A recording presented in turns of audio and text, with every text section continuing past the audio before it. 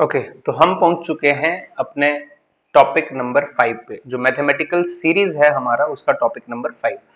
सबसे पहले हमने ट्रिग्नोमेट्री पढ़ा, उसके बाद हमने लॉगरिथम पढ़ा, फिर हमने स्लोप के बारे में पढ़ा, उसके बाद डिफरेंशिएशन और अब इंटीग्रेशन।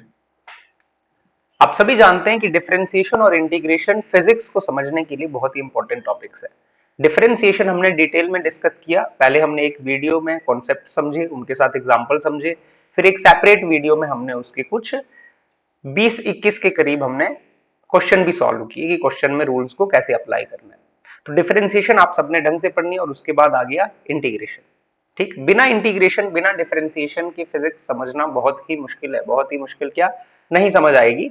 तो आपने इसको भी बिल्कुल ध्यान से समझना है। इंटीग्रेशन या इसका दूसरा नाम क्या है, इसको इंटेग्रल भी कहते हैं। और यहां पर देखिए टॉपिक का नाम लिखा हुआ है इंटीग्रेशन और इंटेग्रल, दूसरा नाम इसका इंटेग्रल भी है।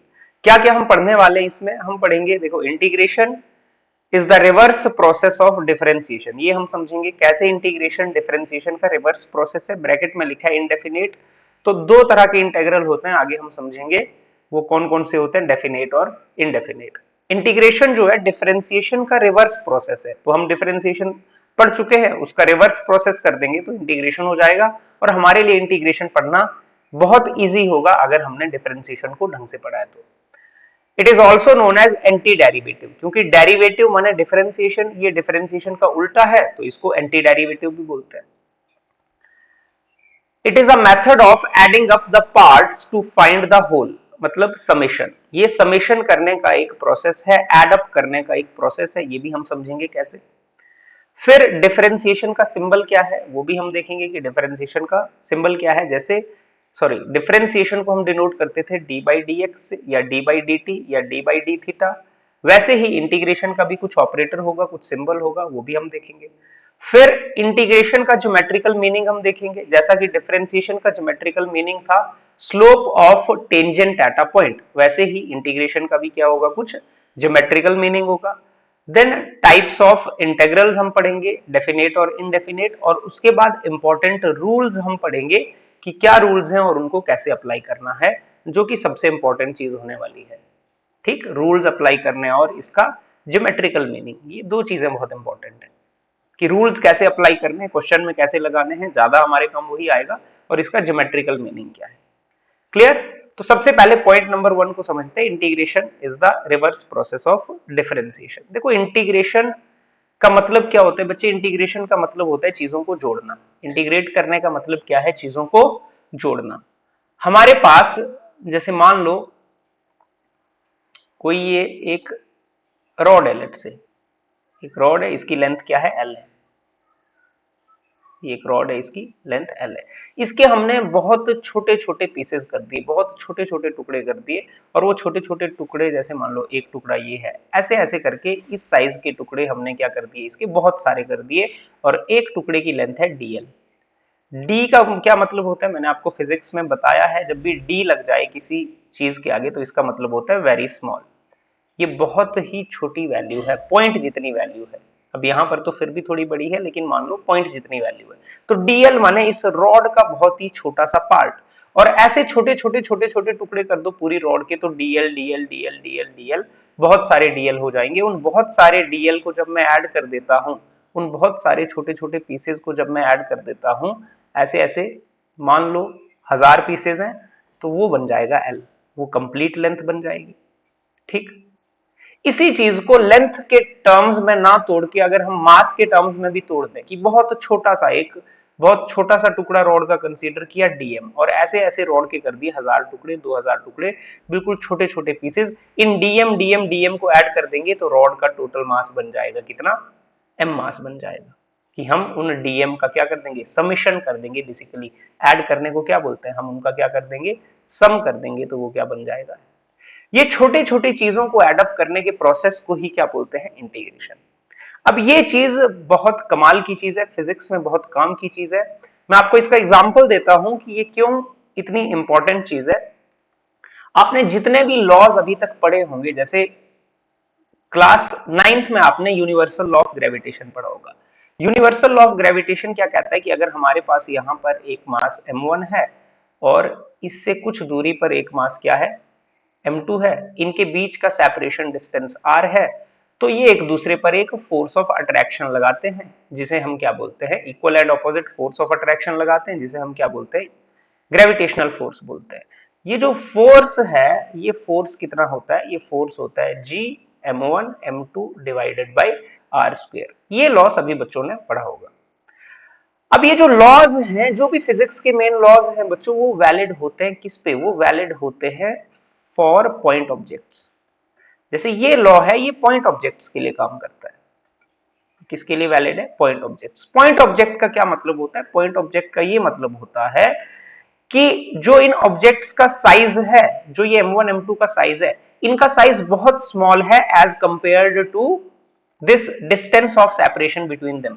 माने r बहुत बड़ा है किससे, साइज ऑफ ऑब्जेक्ट से, साइज ऑफ ऑब्जेक्ट से। जो साइज ऑफ ऑब्जेक्ट है उनके कंपैरिजन में r की वैल्यू बहुत बड़ी है, तो ये लॉज वैलिड होते हैं। एक्सटेंडेड ऑब्जेक्ट्स के लिए मान लो अगर मैं बोलूं कि हमारे पास यहां पर एक रॉड है, ये एक रॉड है और इसका मास है m, और साइड में हमारे पास एक यहां पर मान लो एक ये बॉल है और इसका मास है, चलो रॉड का मास कैपिटल M ले लेते हैं, है ना, रॉड थोड़ी बड़ी चीज है तो इसको बोलते हैं कैपिटल M और इसको बोलते हैं स्मॉल m। अब मैं बोलूं कि इन दो के बीच ग्रेविटेशनल फोर्स कितनी होगी, तो अब यहां पर हम लॉ नहीं लगा सकते सीधे सीधे, क्यों, क्योंकि ये जो m मास है, ये जो रॉड का मास है, मान लो इनके बीच में distance he let's say 1 metre है, तो अब आप इसको पॉइंट ऑब्जेक्ट नहीं कंसीडर कर सकते रॉड को, तो अब यहां पर लॉ हमारे लिए लगाना क्या हो जाएगा, मुश्किल। तो ऐसे केसेस में क्या होगा, ऐसे केसेस में इंटीग्रेशन हमारी हेल्प करेगा। हम क्या करेंगे, इस रॉड का बिल्कुल छोटा सा एक पीस कंसीडर करेंगे, पॉइंट जितना, जितना मैंने यहां बनाया इतना भी नहीं, एक पॉइंट जितना पीस कंसीडर करेंगे और इसका मास क्या मान लेंगे, डीएम। अब इसको तो हम पॉइंट मास कंसीडर कर सकते हैं, तो मान लिया ये रॉड की लेंथ एल है और इस डीएम से, इस पॉइंट मास से इस पॉइंट मास की जो दूरी है, इस पे हम ग्रेविटेशनल का लॉ लगाएंगे और फिर इंटीग्रेट कर देंगे। इंटीग्रेट कैसे करेंगे वो लेटर ऑन आप सीख लोगे कि ये लॉ अप्लाई कैसे करना है, लेकिन मेरा समझाने का मतलब है कि इंटीग्रेशन का बहुत ही यूज है फिजिक्स में। बिना इंटीग्रेशन के आप फिजिक्स नहीं समझ सकते। लॉ सिर्फ ये पॉइंट ऑब्जेक्ट्स के लिए ही सीधा सीधा लगता है, एक्सटेंडेड ऑब्जेक्ट्स के लिए नहीं लगेगा, तो वहां पर इंटीग्रेशन हमें हेल्प करेगा। क्लियर। और भी बहुत सारे लॉज होंगे आगे, कूलम्स लॉ होगा, ठीक है। ये सम अप किसी भी क्वांटिटी का हो सकता है, एरिया भी हो सकता है कि आपके पास क्या था, कोई एरिया ए था, आपने बिल्कुल छोटा सा एक एरिया कंसीडर किया डी, छोटे छोटे छोटे छोटे एरियाज कंसीडर किए, उन सबको सम अप कर देंगे तो टोटल एरिया बन जाएगा। ये इंटीग्रेशन का मतलब है। वॉल्यूम भी हो सकता है, छोटा वॉल्यूम, बहुत सारे छोटे छोटे वॉल्यूम को जोड़ के डीवी डीवी डीवी जोड़ के कंप्लीट, है ना, डीवी में टुकड़े कर दिए एक वॉल्यूम के, और वो डीवी डीवी जोड़ना क्या है, वो इंटीग्रेशन है। और ये तोड़ना क्या है, रिवर्स प्रोसेस क्या है, डिफरेंशिएशन है ना। डिफरेंशिएशन में हम क्या करते थे कि हमारे पास अगर कोई कर्व है तो हम बोलते थे भाई इसका तो वेरिएबल स्लोप है ना, तो हम बोलते थे एक छोटा सा बस एक जगह पॉइंट कंसीडर करेंगे, इस पे टेंजेंट लेंगे और वो जो स्लोप, वो जो टेंजेंट का स्लोप आएगा वही स्लोप होगा इस पॉइंट पे। तो ये क्या है, पॉइंट कंसीडर करना माने कर्व का एक छोटा सा हिस्सा कंसीडर करना, और इन सारे पॉइंट्स को जोड़ते जोड़ते जोड़ते जोड़ते जाना, तो मतलब ये पूरा कर्व आ गया। ये इंटीग्रेशन है। क्लियर। चलिए आगे जब इसके एप्लीकेशंस आएंगे तो आपको फिर और क्लैरिटी आएगी, ठीक है।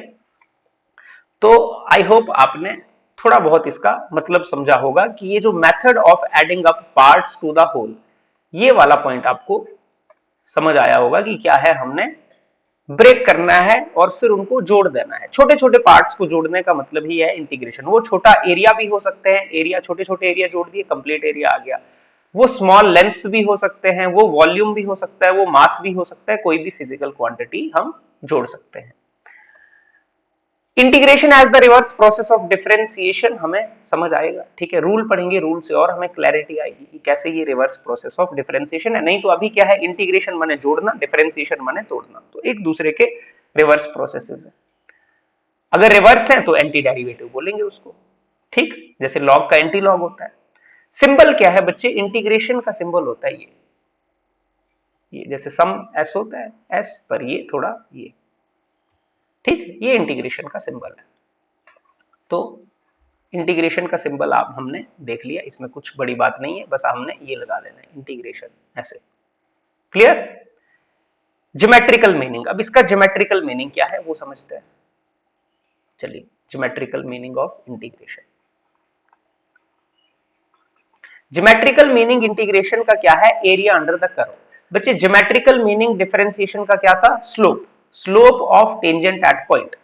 तो इंटीग्रेशन का ज्योमेट्रिकल मीनिंग क्या है? Area under the curve. अब एरिया अंडर द कर्व हम समझते हैं कि कैसे, जैसे फॉर एग्जांपल हमारे पास ये एक्स एक्सिस है, ये वाई एक्सिस है, और ये कोई ग्राफ है ऐसे। अब ग्राफ का जो स्टार्टिंग पॉइंट है, स्टार्टिंग पॉइंट यहां पर मान लो ये है कोई ए पॉइंट, है ना, एक्स में कुछ वैल्यू होगी इस कोऑर्डिनेट की, और यहां से ये जो वैल्यू एंड पॉइंट की होगी ग्राफ की, लेट से ये क्या है? बी। और ये कोई ग्राफ है, ग्राफ की कुछ ना कुछ आपको इक्वेशन दी होगी, कोई स्टैंडर्ड ग्राफ है, y equal to f x, है ना, y equal to x square plus 2 plus 3, कुछ y equal to straight line हो सकती है 2x प्लस 3, कुछ भी ग्राफ हो सकता है, y equal to minus 4x square. तो कोई ग्राफ होगा, उसकी आपको इक्वेशन दी है। इंटीग्रेशन जब हम करेंगे, इंटीग्रेशन करने का क्या मतलब है? सिंबल लगाएंगे, इंटीग्रेशन y dx, या ऐसे लिखो, या ऐसे integration f x d x, y equal to f x लिखते हैं हम। कुछ ना कुछ फंक्शन दिया होगा, ये लिखा होगा x square plus 2x square root x, कुछ ना कुछ दिया होगा, तो यहां पर वो वैल्यू हम रख देंगे वाई की जगह। क्लियर? अब इंटीग्रेशन में कहां से कहां करता हूं? ए से बी। शुरुआत में ग्राफ कहां पे? ए पे, है ना, एक्स वाली वैल्यू क्या है? ए, और लास्ट वैल्यू क्या है? बी। ठीक, तो ये जो वैल्यू आती है integration y dx from a to b, ये क्या वैल्यू आती है? ये आती है एरिया अंडर द कर्व, माने ये वाले एरिया की बात हो रही है। ठीक, ये आ जाता है ये area, area under the curve. इस ग्राफ के नीचे कितना एरिया आ रहा है एक्स एक्सिस के साथ, वो वैल्यू आ जाती है इंटीग्रेट करने से, area under the curve. Clear? चलिए, ये ए क्या है, ये बी क्या है, अभी हम समझेंगे, टाइप्स ऑफ इंटीग्रेशन समझेंगे, upper limit, lower limit. Clear? तो ज्योमेट्रिकल मीनिंग आपको समझ आ गया होगा कि इंटीग्रेट करने से हमारे पास एरिया आ जाता है। बस आपको इतनी बात समझ आनी चाहिए, इंटीग्रेट करने से एरिया मिलता है, डिफरेंशिएट करने से स्लोप मिलता है। क्लियर? चलिए, दो तरह के इंटेग्रल होते हैं, टाइप्स ऑफ इंटेग्रल। दो तरह के हमारे पास इंटेग्रल होते हैं, डेफिनेट और इनडेफिनेट। अच्छा, डेफिनेट इंटेग्रल क्या होते हैं बच्चों? देखो, सॉरी, इनडेफिनेट इंटेग्रल क्या होता है? इनडेफिनेट इंटेग्रल का मतलब है, अगर मैं ऐसे लिखता हूं इंटेग्रल y dx, ठीक, यहां नीचे और ऊपर कुछ भी नहीं लिखता हूं, तो ये क्या है? ये है हमारा इनडेफिनेट इंटेग्रल। और डेफिनेट इंटेग्रल का मतलब है कि अगर मैं लिखता हूं इंटीग्रेशन y dx, और यहां पर कुछ मैं लिमिट लगा देता हूं x1 x2 y1 y2, कुछ ना कुछ वैल्यू होगी 0 to 2 2 3, अगर मैं नीचे और ऊपर कुछ लिख देता हूं, ये तो ये क्या आ गया? Definite integral. ये जो नीचे और ऊपर चीजें लिखी जाती है बच्चे, नीचे वाली चीज को, ये इस चीज को बोलते हैं लोअर लिमिट। ये क्या है? Lower limit. और जो ऊपर चीज लिखी जा रही है, इसको क्या बोलते हैं? Upper limit. Upper limit. तो जिस इंटीग्रेशन में लिमिट्स गिवन होती हैं, वो क्या है? वो डेफिनेट इंटीग्रेशन है। और जिस इंटीग्रेशन में लिमिट्स गिवन नहीं है, वो क्या है? इनडेफिनेट इंटीग्रल है, या इनडेफिनेट इंटीग्रेशन है। क्लियर? अगर लिमिट्स क्या है, अगर लिमिट्स गिवन है तो डेफिनेट इंटीग्रल है, और अगर लिमिट्स गिवन नहीं है तो इनडेफिनेट इंटीग्रल है। क्लियर? तो डेफिनेट कुछ होगा तो हमें एरिया मिल जाएगा कि कहां से कहां तक, यहां से हमें एरिया मिल जाएगा, और इसका तो पता नहीं होगा, क्यों? क्योंकि लिमिट्स है नहीं, तो इसका तो हमें एंड पॉइंट्स का पता नहीं है। अब जब भी आप इनडेफिनेट इंटीग्रल सॉल्व करोगे बच्चों, तो आपके पास कुछ आंसर आएगा, लेट से आंसर आ गया ए, वो सॉल्व करेंगे, रूल्स लगाएंगे, आगे सीखेंगे। कुछ आंसर आ गया ए, उसमें आप क्या लिखोगे लास्ट में? हर बार सी, आप सी ऐड कर दोगे। सी क्या होता है? सी को बोलते हैं कांस्टेंट ऑफ इंटीग्रेशन। क्या है सी? Constant of integration. क्यों ऐड करेंगे, आपको थोड़ी देर में समझ आएगा। जब भी इनडेफिनेट इंटीग्रेशन को सॉल्व करेंगे तो लास्ट में आंसर में क्या ऐड कर देंगे? सी ऐड कर देंगे, कांस्टेंट ऑफ इंटीग्रेशन। ये एक आर्बिट्ररी कांस्टेंट है, माने ये वैल्यू कुछ भी हो सकती है, 2 3 5 6 100 कुछ भी हो सकती है, तो हम सी लिखेंगे, हमें नहीं पता क्या होगी। क्यों लिखेंगे, आपको समझ आएगा थोड़ी देर में। क्लियर? और जब भी हम डेफिनेट इंटीग्रेशन करते हैं तो इसमें कुछ नहीं, इसमें सीधा सीधा आंसर आता है, इसमें कोई कांस्टेंट नहीं आएगा, इसमें परफेक्ट। क्यों? क्योंकि कंप्लीट एरिया आएगा। जब आप दो लिमिट्स लगा दोगे तो ये बीच वाली वैल्यू तो कुछ फाइनाइट ही आएगी। तो इसमें आपको क्या है, इसमें आपको कांस्टेंट ऐड करने की जरूरत नहीं है। क्लियर? तो दो तरह के इंटेग्रल होते हैं, इनडेफिनेट और डेफिनेट इंटेग्रल। ठीक, इनडेफिनेट इंटेग्रल में लिमिट्स नहीं होती हैं, डेफिनेट इंटेग्रल में क्या होती हैं, लिमिट्स हमें गिवन रहती हैं। क्लियर? चलिए इतनी बात हमें समझ आ गई। अब हम आते हैं किस पे, रूल्स पे। अब सबसे इंपॉर्टेंट है हमारे पास रूल्स। पहला रूल क्या है, पावर रूल। मैंने आपको क्या बताया बच्चे, इंटीग्रेशन और डिफरेंशिएशन एक दूसरे के रिवर्स प्रोसेसेस हैं। इंटीग्रेशन, सबसे पहला पॉइंट भी अब हमें क्लियर हो जाएगा, देखते हैं। इंटीग्रेशन और डिफरेंशिएशन एक दूसरे के रिवर्स प्रोसेसेस है। क्या मतलब है? मतलब अगर मैं, ये डिफरेंशिएशन है, डिफरेंशिएशन, ठीक है, डिफरेंशिएशन से आगे होगी इंटीग्रेशन। जैसे मान लो ऐसे, और पीछे आ जाओ डिफरेंशिएशन, ऐसे एक दूसरे के रिवर्स प्रोसेसेस है। ठीक, इसको अब समझते हैं रूल से। बोलने का मतलब क्या है कि मान लो हम क्या कर रहे हैं, पहला रूल क्या है, पहला रूल है हमारा जिसको हम पावर रूल भी कहते हैं। डिफरेंशिएशन में भी एक पावर रूल था कि x की पावर n की डिफरेंशिएशन अगर हम करते हैं d by dx of x raised to power n, तो power comes out and power is decreased bye 1। यहां पर अगर हम इंटीग्रेशन करते हैं तो क्या होता है कि अगर हम x raised to power n dx को इंटीग्रेट करते हैं तो power is increased by 1 divided by new power plus c। क्यों? क्योंकि लिमिट्स नहीं लगाए हैं तो प्लस c। ठीक, अभी प्लस c भी समझ आ जाएगा एग्जांपल से। पावर रूल यहां पर क्या कहता है, पावर एक से बढ़ा देनी है और नए पावर, जो भी नई पावर बनेगी उससे क्या कर देना है, डिवाइड कर देना है हमने। क्लियर? रिवर्स प्रोसेस बोलने का मतलब क्या है, आप इस चीज की, बच्चों देखो हमने क्या किया, x की पावर n की इंटीग्रेशन की तो हमारे पास आंसर मिला ये x raise to power n plus 1 divided by n plus 1। अगर हम इसकी डिफरेंशिएशन कर दें वापस, क्या कर दें इसकी डिफरेंशिएशन, किसकी, x की power n plus 1 divided by n plus 1, इसकी आप दोबारा डिफरेंशिएशन प्लस c, है ना। अगर इसकी आप डिफरेंशिएशन कर दो दोबारा तो देखो बीच में प्लस लगा है तो डिफरेंशिएशन अलग अलग हो जाएगी। ठीक है, एक पे मैं आपको समझा दूंगा फिर आप रिलेट इसको कर लोगे, n plus 1 plus D by D X of C. C कुछ भी हो सकता है, 10 20 30। आपको पता है कांस्टेंट की डिफरेंशिएशन क्या होती है, 0। तो ये कितना हो गया, 0। और यहां पर n प्लस 1 तो एक कांस्टेंट होगा, नंबर होगा, n प्लस 1 बाहर आ गया, 1 डिवाइडेड बाई n प्लस 1। और यहां पर लगाएंगे पावर रूल डिफरेंशिएशन का, क्या कहता है, power comes out then power is decreased by 1, तो n प्लस 1 माइनस 1, ये क्या हो गया, कैंसिल हो गया। तो हमारे पास माइनस 1 1 क्या हो गया, कैंसिल हो गया, तो क्या रह गया, x की पावर n। क्लियर? तो देखो यहां से अगर मैं इसको क्या करता हूं, इसको डिफरेंशिएट करता हूं तो यही आंसर आता है, और इसको इंटीग्रेट करता हूं तो ये आंसर आता है। क्लियर?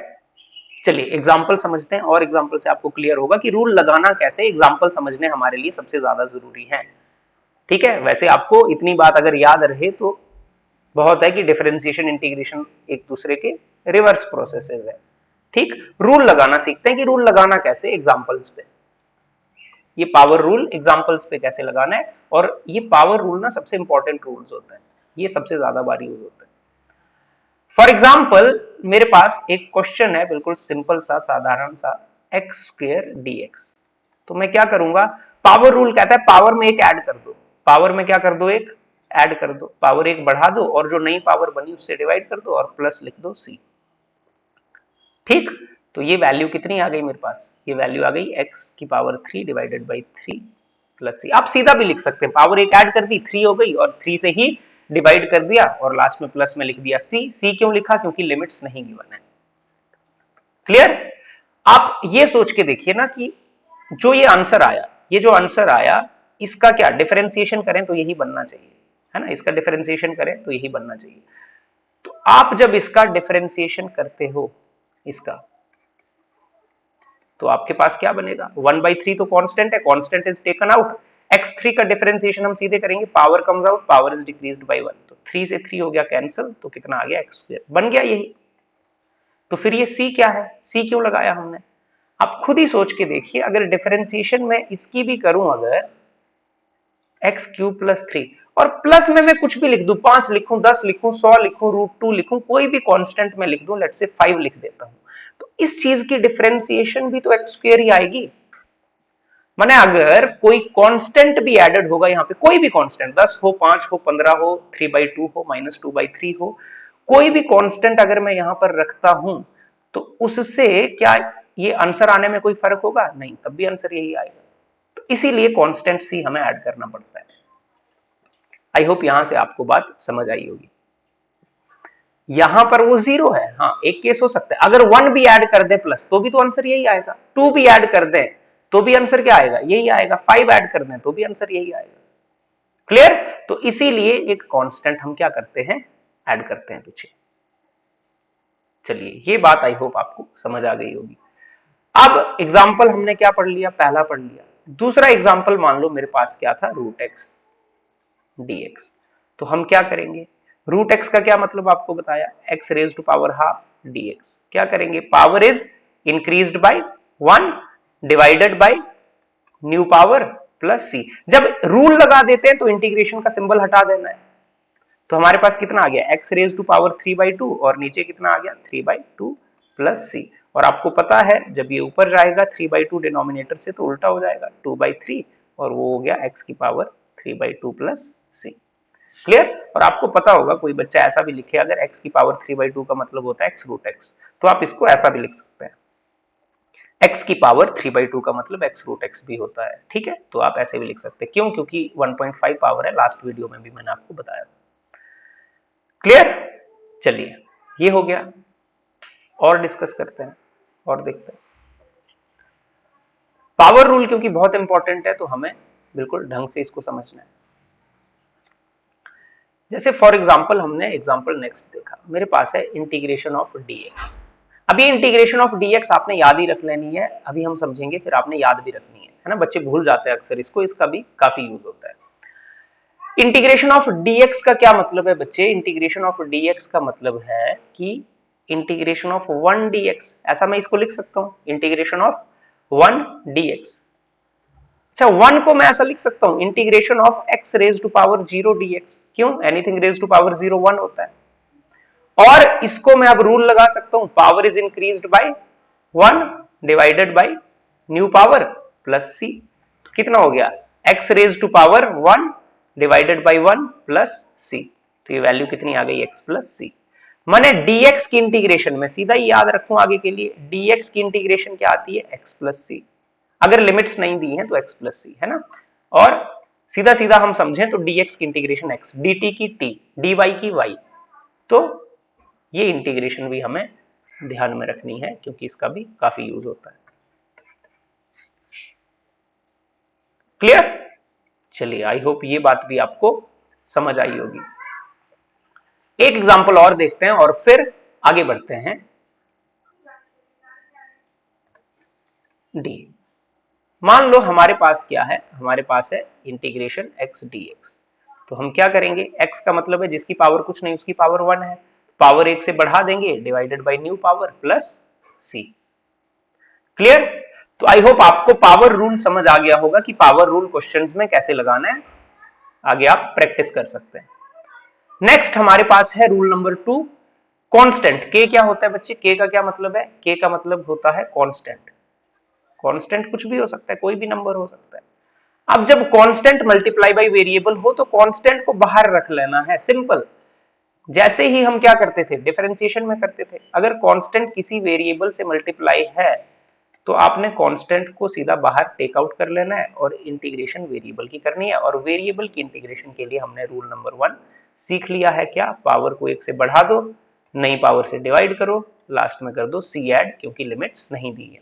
जब लिमिट्स दी होंगी तब क्या करना है वो भी हम सीखेंगे, लेकिन पहले हम ये 2-3 रूल सीख लेते हैं, फिर मैं आपको डेफिनेट इंटीग्रल कैसे सॉल्व करना है वो बताऊंगा, क्योंकि डेफिनेट इंटीग्रल ही फिजिक्स में ज्यादा हमारे काम आना है।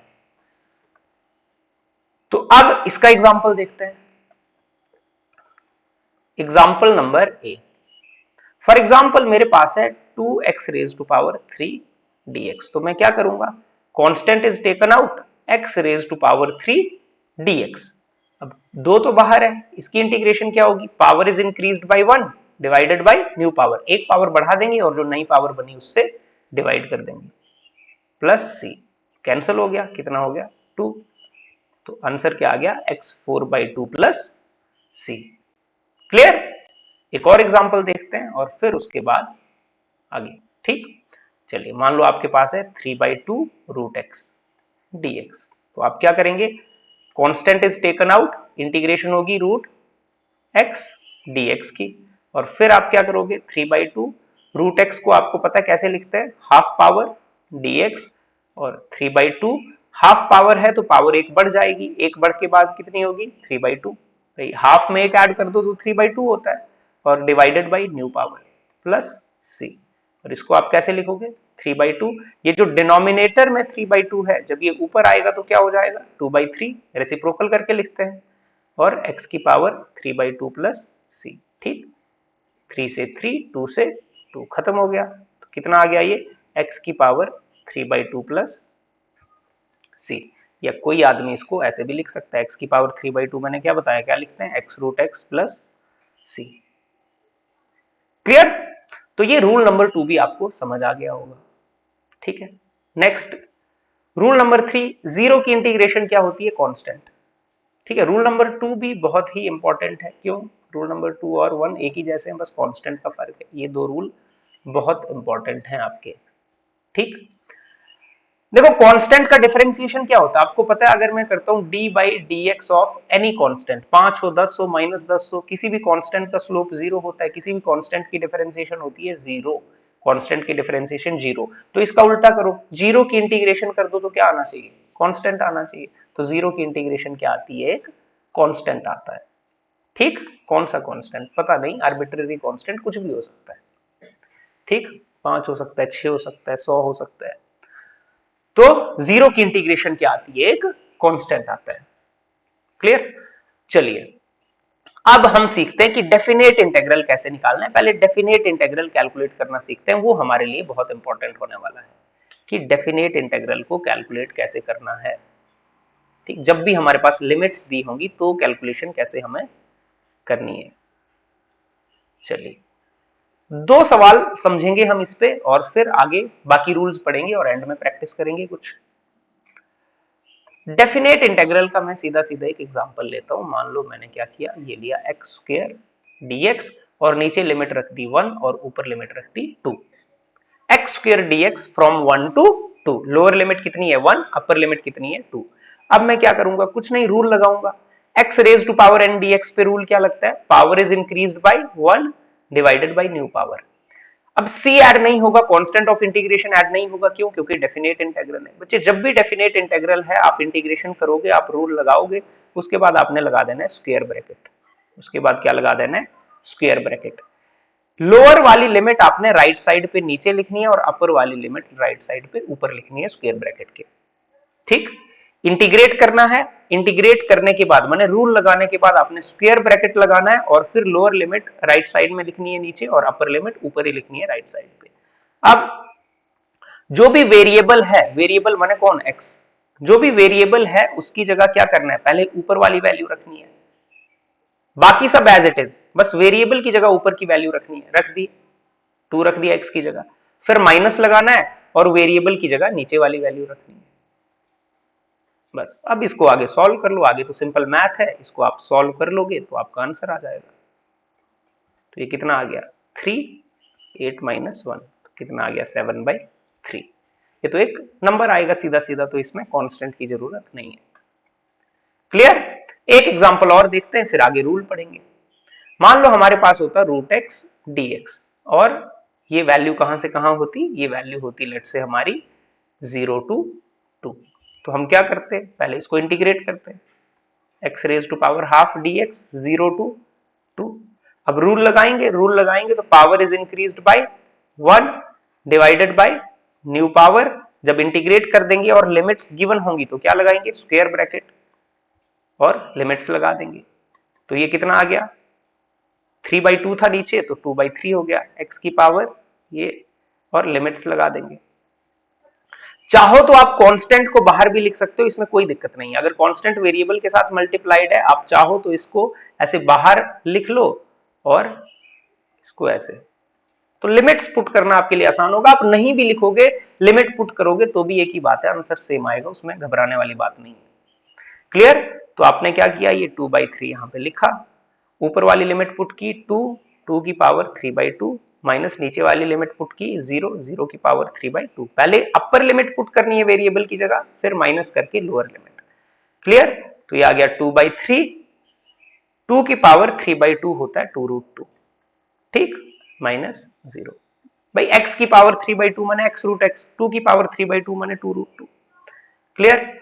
तो ऊपर लिख रहा हूं मैं यहां पे 2/3 इंटू 2√2, तो कितना आ गया ये 4√2/3। क्लियर? तो आई होप आपको समझ आ गया होगा डेफिनेट इंटीग्रल में कैसे पुट की जाती है लिमिट। और भी हम सवाल करेंगे लास्ट में, प्रैक्टिस करेंगे, ठीक है? अभी आप ये समझ लीजिए। क्लियर? चलिए, इसके बाद हमारे पास बाकी रूल्स क्या हैं। देखो, आपने डिफरेंशिएशन के रूल्स अगर आपको याद हैं तो इसमें कोई बड़ी बात नहीं है, बिल्कुल सीधे सीधे रूल्स हैं। इंटीग्रेशन में log x की डिफरेंशिएशन क्या होती थी, 1/x, तो 1/x की इंटीग्रेशन क्या होगी, log x, है ना, log ex प्लस c। तो इसमें कोई समझाने वाली बात नहीं है, आपको रूल्स उल्टे कर देने हैं।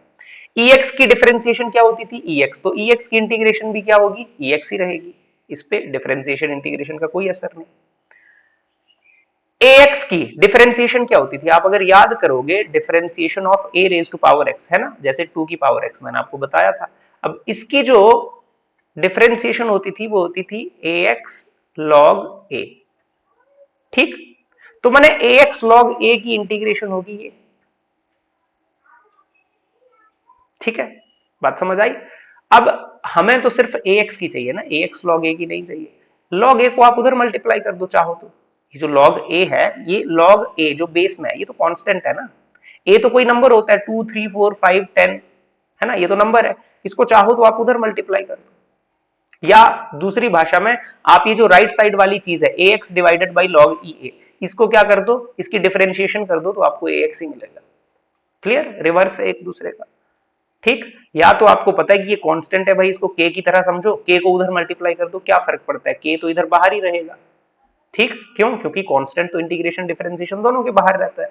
तो चाहो तो इस डिनोमिनेटर को उधर ले जाओ, है ना, आप इधर ले जाओ, बाहर रखो, अंदर रखो, कांस्टेंट को कोई फर्क नहीं है, अंदर से बाहर निकाल सकते, बाहर से अंदर कभी भी कर सकते हैं। तो ये कांस्टेंट हम यहां रख सकते हैं, तो बन जाएगा ax log ae और उसकी इंटीग्रेशन ax आ जाएगी। लेकिन हमें याद किसकी रखनी है, हमें ax की याद रखनी डायरेक्टली, तो इसीलिए हमने इस फॉर्म में याद रख ली, है ना, ax की integration ax divided by log ea। Clear? फिर यहां पर देखो, साइन की इंटीग्रेशन होती है माइनस कॉस एक्स, इसमें कंफ्यूज नहीं होना, इसमें बच्चे बहुत गलत लिख देते हैं। देखो, साइन की डिफरेंशिएशन कॉस एक्स होती है, लेकिन साइन की इंटीग्रेशन क्या होती है, माइनस कॉस एक्स। क्यों? क्योंकि आप डिफरेंशिएशन के रूल्स देखो ना, एक दो मैं लिख देता हूं फिर आपको समझ आ जाएगा। डिफरेंशिएशन जो थी D by D X of sine x, तो ये क्या आ गई, कॉस एक्स, ठीक। डिफरेंशिएशन ऑफ साइन एक्स की आ गई कॉस एक्स। तो अब उल्टा ही तो होना है, जो इधर था आंसर था वो क्वेश्चन हो जाना है। माने cos x की अगर मैं इंटीग्रेशन करूंगा तो आंसर क्या आएगा, sin x आएगा। c तो हमने लगाना है क्योंकि लिमिट नहीं लगी हुई है, तो cos x की इंटीग्रेशन देखो sin x आएगी, cos x की इंटीग्रेशन क्या आएगी, sin x आएगी। और जो दूसरा था, सारे मैं नहीं लिखूंगा, बाकी आपको समझ आ जाएंगे, D by D X of cos x। cos x की डिफरेंशिएशन क्या थी, माइनस साइन एक्स। तो मैंने अगर मैं माइनस साइन एक्स की, अब आंसर क्या होगा, क्वेश्चन हो जाएगा और क्वेश्चन आंसर हो जाएगा, रोल रिवर्स हो जाने।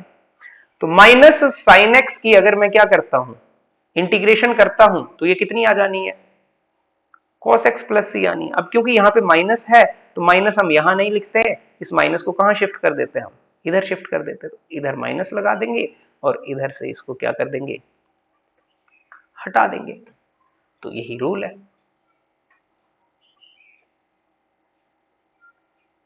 चलिए, बात समझ आई नहीं आई, क्लियर। तो साइन एक्स की integration minus cos x, cos x की इंटीग्रेशन साइन एक्स, रिवर्स। आपने ये ध्यान रखना है, यहाँ पे माइनस लगाना बच्चे भूल जाते हैं तो क्वेश्चन गलत हो जाता है।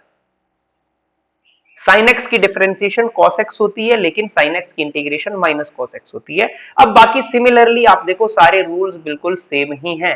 टेन एक्स की जो डिफरेंशिएशन होती थी सीकेंड स्क्वायर एक्स होती थी, तो सीकेंड स्क्वायर एक्स की इंटीग्रेशन क्या हो गई, टेन एक्स हो गई। कॉट एक्स की जो डिफरेंशिएशन होती थी माइनस कोसेकेंड स्क्वायर एक्स होती थी, तो कॉस स्क्वायर एक्स की क्या हो गई, माइनस कॉट एक्स हो गई। Secant x ten x, secant x की डिफरेंशिएशन होती थी सीकेंट एक्स टेन एक्स, तो सीकेंट एक्स टेन एक्स की इंटीग्रेशन क्या आ गई, सीकेंट एक्स। ठीक। तो इसी तरह से आपने ये ट्रिग्नोमेट्री वाले रूल भी याद रखने हैं। आपको वो याद रखने की जरूरत नहीं है। देखो साइन की लिखी है, कॉस की लिखी है, आप बोलोगे टेन की कहां है, कॉट की कहां है, सीकेंट की कहां है, कोसिकेंट की कहां है, वो आपको याद रखने की फिजिक्स पॉइंट ऑफ व्यू से जरूरत नहीं है। जब आप मैथ में डिटेल में पढ़ोगे तो आप साइन कॉस टेन कोसिकेंट बाकी इंटीग्रेशन भी पढ़ लोगे। क्लियर। चलिए, तो ये रूल्स आपने बिल्कुल याद रखने हैं, खासकर ये दो रूल्स, ये साइन और कॉस का बहुत यूज होता है। बाकी भी यूज होंगे, बाकी भी आप याद कर सकते हैं, ऐसा कुछ नहीं है, लेकिन ये दो तो बहुत बार यूज होंगे और बाकी पीछे वाले तो बेसिक है। क्लियर। चलिए आगे बढ़ते हैं नेक्स्ट टॉपिक।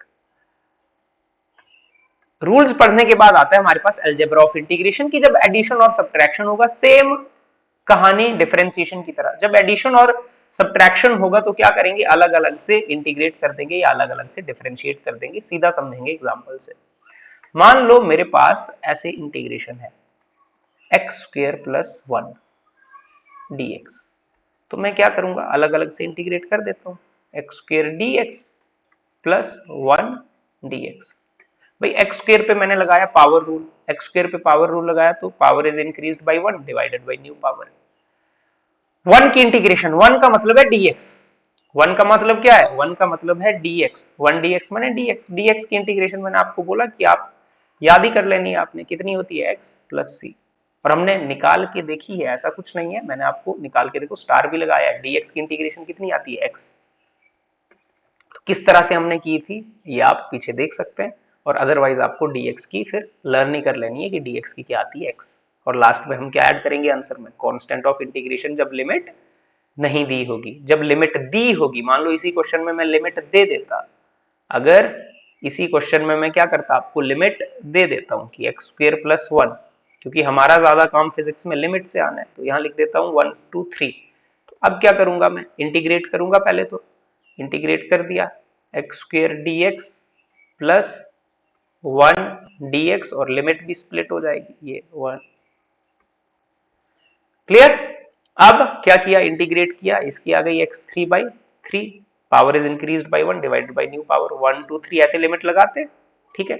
और इसकी आएगी एक्स, डीएक्स की एक्स आएगी वन टू थ्री। अब सी नहीं लगाएंगे, जब लिमिट्स गिवन होगी तो प्लस सी नहीं लिखेंगे, लिमिट्स क्या है, गिवन है, ठीक। तो अब क्या करेंगे, पहले अपर लिमिट रखेंगे एक्स की जगह, रख दी अपर लिमिट थ्री की पावर थ्री बाई थ्री, फिर लोअर लिमिट रखेंगे एक्स की जगह, रख दी लोअर लिमिट माइनस कर दिया, फिर x की जगह अपर लिमिट रखेंगे माइनस x की जगह लोअर लिमिट रखेंगे, और इसको इजीली आप कैलकुलेट करोगे, तीन की पावर एक कैंसिल हो जाएगा, नौ, one by three plus three minus one कितना हो गया, टू, तो ये कितना हो गया, सत्ताईस माइनस एक छब्बीस बाई थ्री प्लस टू, कितना हो गया, छब्बीस प्लस छ डिवाइडेड बाई तीन, और छब्बीस छः कितना हो गया, बत्तीस, 32 बाई थ्री। क्लियर।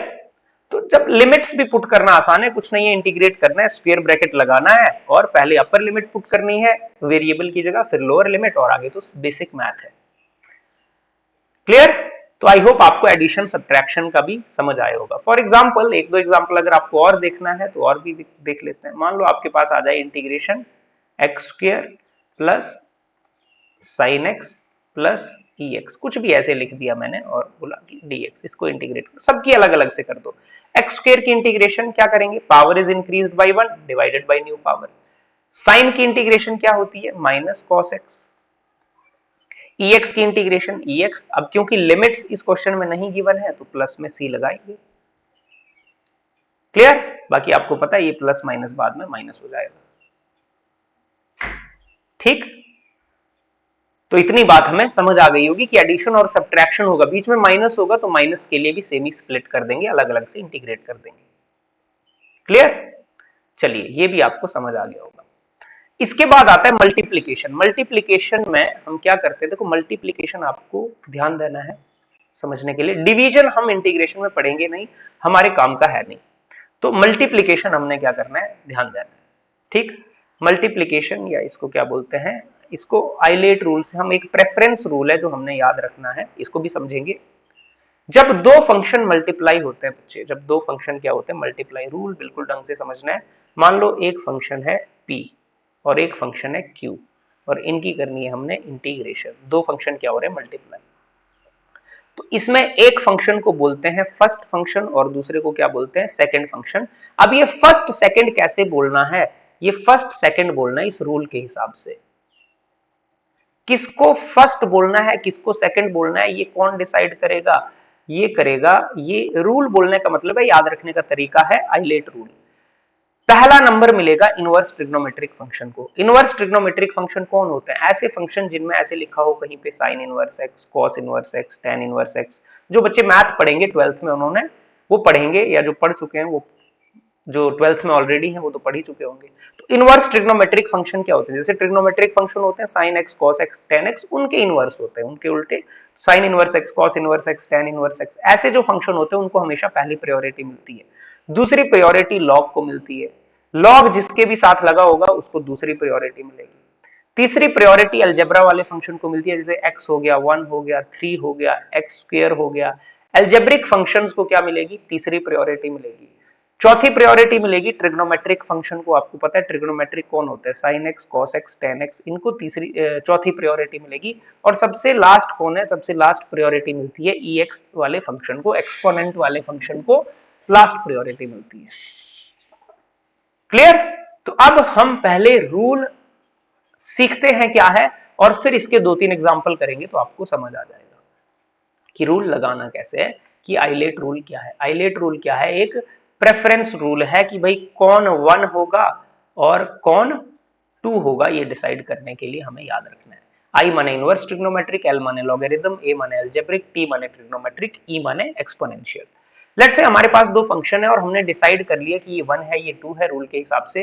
तो फिर हम क्या करेंगे, फिर हम करेंगे इसकी इंटीग्रेशन कैसे करेंगे, first as it is integration of second.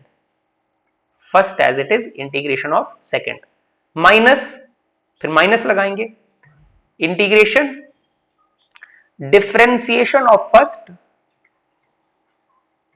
Differentiation of first into integration of second, into integration of second. ठीक, और ये जो सारा differentiation of first into integration of second कुछ बनेगा, ये इसकी फिर इंटीग्रेशन हो जाएगी, ये बाहर वाली इंटीग्रेशन। क्लियर? तो क्या करेंगे, देखो first as it is rule लगाएंगे क्वेश्चन में तो आपको इजी लगेगा, ऐसे समझने में आपको मे बी थोड़ी परेशानी आएगी। दो क्वेश्चन पे रूल लगाएंगे तो आपको बिल्कुल ही आसान लगेगा, कुछ भी नहीं है ये, ऐसे ही है। ठीक है, तो first as it is integration of second minus integration differentiation of first into integration of second, और जो भी ये आया इस सारे का क्या, इंटीग्रेशन।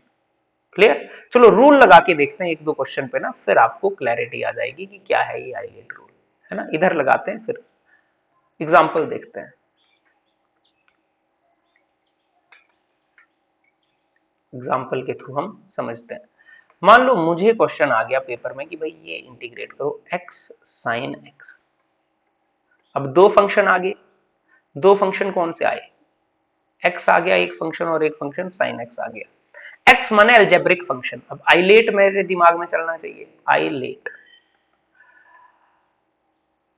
एक एल्जेब्रिक फंक्शन है, एक ट्रिग्नोमेट्रिक फंक्शन है। देखो एक एल्जेब्रिक है एक ट्रिग्नोमेट्रिक है, तो पहले कौन आता है, एल्जेब्रिक फंक्शन आता है। तो एल्जेब्रा वाले को 1 बोलूंगा, ट्रिग्नोमेट्री वाले को क्या बोलूंगा, 2 बोलूंगा। क्लियर? तो अब 1 और 2 मैंने डिसाइड कर लिए, अब लगाऊंगा मैं रूल। रूल क्या कहता है, first as it is integration of second minus integration differentiation of first into integration of second, और ये जो सारा है इसका इंटीग्रेशन। क्या आ गया x, साइन x का इंटीग्रेशन कितना आ गया बताइए, माइनस कॉस एक्स। अब आपको याद हो जाना चाहिए, माइनस इंटीग्रेशन x का डिफरेंशिएशन कितना होता है 1। भाई x का डिफरेंशिएशन इंटीग्रेशन में कंफ्यूज नहीं होना है, x का डिफरेंशिएशन कितना होता है 1। साइन x का integration minus cos x dx, क्या गया minus x cos x, minus और माइनस, ये माइनस बाहर आ गया, हो गया प्लस 1 इंटू कॉस एक्स माने कॉस एक्स dx। तो ये कितना आ गया minus x cos x plus cos x का इंटीग्रेशन साइन एक्स प्लस सी, ये आपका आंसर हो गया। क्लियर? तो रूल लगाना बिल्कुल आसान है, आप 3 क्वेश्चन प्रैक्टिस करोगे आपको ऑटोमेटिक याद हो जाएगा ये रूल। ठीक है, चलिए यहां पे लगा के देखते हैं, एक और क्वेश्चन पे लगा के देखते हैं,